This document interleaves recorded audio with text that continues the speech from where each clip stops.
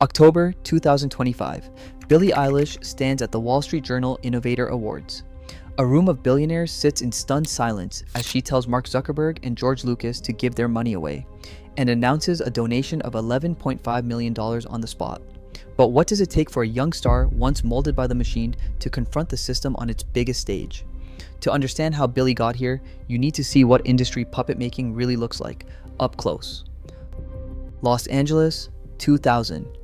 Billie Eilish Pirate Baird, O'Connell is born into a house where the lines between work and play are almost impossible to spot. Her mother, Maggie Baird, juggles acting gigs with songwriting.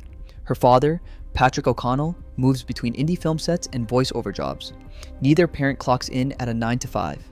Instead, the O'Connell home is a revolving door of scripts, instruments, and half-finished creative projects.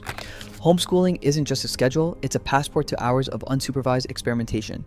By the time Billie is 11, the family's modest Highland Park house has morphed into a makeshift studio. There's a MacBook loaded with GarageBand, a tangle of microphones, and a keyboard that's seen better days. Phineas, her older brother by 4 years, becomes both collaborator and co-conspirator. He writes, she sings, and together they build tracks with the kind of polish that usually requires a label's checkbook. Their parents' careers mean there's always someone around who knows how to tweak a vocal take or troubleshoot a busted cable. The family's SAG health insurance and union gigs might not make them rich, but they do put industry tools within arm's reach. While most kids Billie's age are learning to play hot cross buns, she's layering harmonies and tracking demos that wouldn't sound out of place on the radio. The bedroom isn't just a sanctuary, it's a launch pad. Flexible schooling means Billie and Phineas can record until sunrise if inspiration hits. And when it does, the results are uploaded straight to SoundCloud, ready for anyone, industry, scouts included, to stumble across. The myth of the overnight sensation usually skips the part about years of homegrown training. But in this case, the foundation is hiding in plain sight, a family quietly stacking the odds in favor of something extraordinary. December 2016, Billie and Phineas uploaded a song called Ocean Eyes to SoundCloud. It was not meant to change their lives, just a track for Billie's dance teacher to use in class. But within days, the play count did not just tick up, it exploded. The algorithm picked up the scent, playlists multiplied, and suddenly a 14-year-old bedroom demo was racing past 1 million streams. Music blogs scrambled to identify the mysterious new voice. Tweets and reposts stacked up, each one pulling the song deeper into the digital bloodstream. For Billie, this was not the slow burn of open mic nights and local gigs. This was the hyperspeed of the streaming era, where a single upload can turn a teenager into the most wanted name in artists and repertoire inboxes overnight. Label scouts and managers started circling, their direct messages pinging with promises and offers. Every major player in the industry wanted a piece of the viral phenomenon. The stakes for Billie shifted instantly. She was no longer just a homeschooled kid with a cool song, she was a potential brand, a future chart topper, a blank slate for executives to project their next big idea. The same platforms that gave her a shot now set the pace for what came next. There was no manual for what to do when your hobby becomes headline news before you even finish high school. But for Billie, the era of bedroom anonymity was officially over. By 2017, Billie Eilish had something the industry could not resist, a look, a sound, and a vibe that did not fit the usual mold but could be packaged like a limited edition sneaker drop.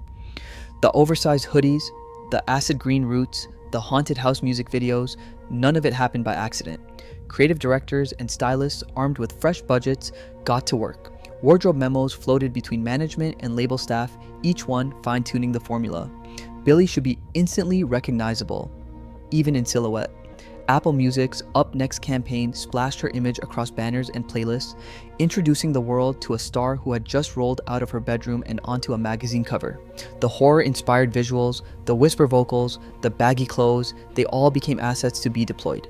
It was not just about standing out from artists like Ariana Grande and Dua Lipa. It was about making sure that in a sea of pop hopefuls, Billie was the one you could not scroll past.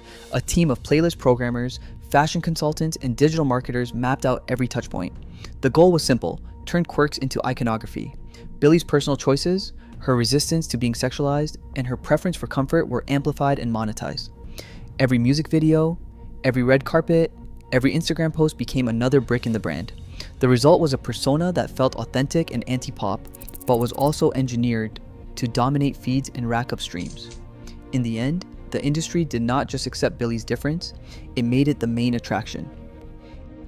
Every headline, every trending hashtag, every viral TikTok dissecting Billie Eilish's latest outfit, none of it happens in a vacuum. The moment she steps outside in a neon puffer or posts a blurry selfie, the internet lights up. Tabloids churn out think pieces about her body and her choices, while algorithm-driven feeds push the outrage to the top. In 2019, after paparazzi photos sparked a wave of body-shaming tweets, Billie's name shot to the top of Twitter's trending list. Streams of her music spiked in the days that followed, and her Instagram followers climbed by hundreds of thousands. The cycle is simple. Scrutiny fuels engagement, and engagement means profit. Labels, brands, and media outlets know the formula well. Controversy does not just keep Billie relevant, it keeps the cash flowing. When fans and critics argue over her clothing or speculate about her relationships, every click, comment, and repost translates into ad revenue and streaming numbers. The more heated the debate, the higher the numbers climb. Even negative attention becomes a marketing tool, propelling her songs back onto playlists and reigniting interest in old videos. But the emotional cost stacks up too. Billie has spoken in interviews about the exhaustion that comes from being watched so closely. She has described feeling burned out, overwhelmed by the constant need to perform not just on stage, but everywhere, online, in public, even in private moments that end up splashed across gossip sites. The system profits from the outrage, but the person at the center pays in anxiety and fatigue. For every boost in engagement, there is a toll that does not show up on the charts. April 2021. Billie Eilish steps into the spotlight with platinum blonde hair and a wardrobe that swaps neon streetwear for corsets and silk. The world takes notice. Magazine covers, Instagram grids, and late-night interviews all showcase a new visual language, one that refuses to apologize for growing up or changing shape. The album Happier Than Ever drops, with Billie and Phineas listed as co-producers on nearly every track. The sound is bigger, the lyrics more direct, the production sharper. This is not a label-imposed rebrand. It is a calculated risk taken on her own terms. Every video, every photo shoot, every note is a statement. The girl in the baggy clothes can choose her armor, and she can take it off. For the first time, the creative decisions feel like they are coming from inside the house, a shift toward autonomy and choice.